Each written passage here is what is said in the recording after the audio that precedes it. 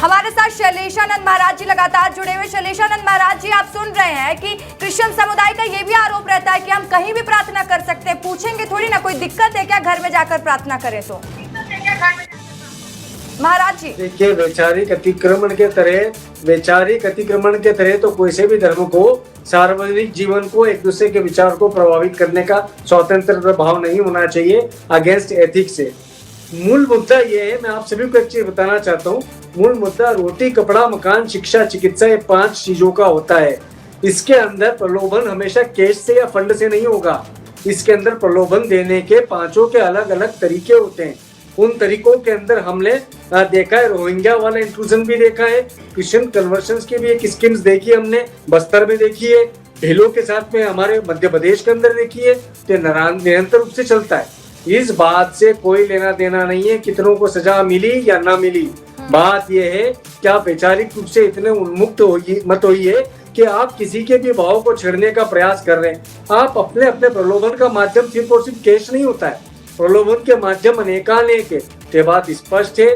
धर्मांतरण नए नए स्वरूप बदल करके आ रहा है। उनकी जो साजिशें हैं वो अपने अलग अलग मॉड्यूल्स के अंदर आ रही है। तो मैं फिर से कहूंगा कि एक एजेंडा है। मैं निरंतर रूप से 20 वर्षों से इस एजेंडे के ऊपर अध्ययन कर रहा हूँ, इसलिए स्पष्ट रूप से कह रहा हूँ।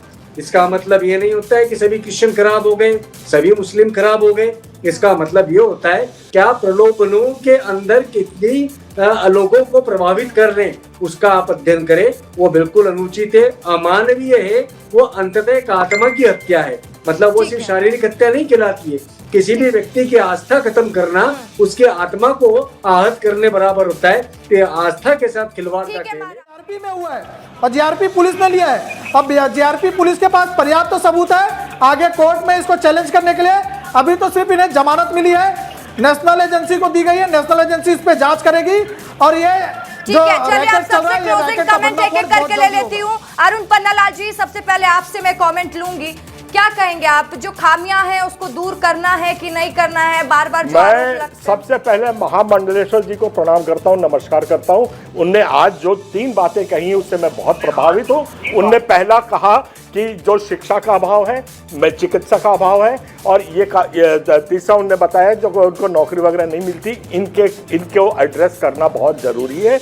और मैं दूसरी बात आपसे सनम्रता के पूर्वक ये बोलना चाह रहा हूं कि अगर धर्मांतरण हो रहा है तो उसके कारण का पता लगाया जाए कि आखिरकार एक कैंप को छोड़ के एक आदमी दूसरी जगह क्यों जा रहा है।